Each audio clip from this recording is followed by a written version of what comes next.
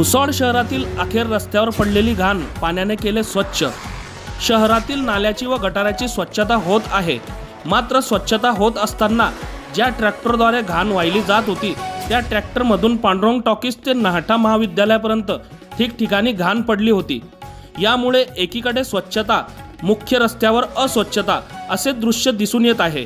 याबाबत MH19 न्यूजने वृत्त दाखवताच पालिका प्रशासनाने याची गांभीर्याने दखल घेत रस्त्यावर पडलेली घाण कचरा त्वरित पाण्याद्वारे स्वच्छ केले व रोड क्लीन केले। बघत रहा MH19 न्यूज। मुख्य संपादक श्रीकांत वानखेडे सोबत ब्युरो चीफ जोहेब सय्यद, जळगाव जिल्हा, महाराष्ट्र।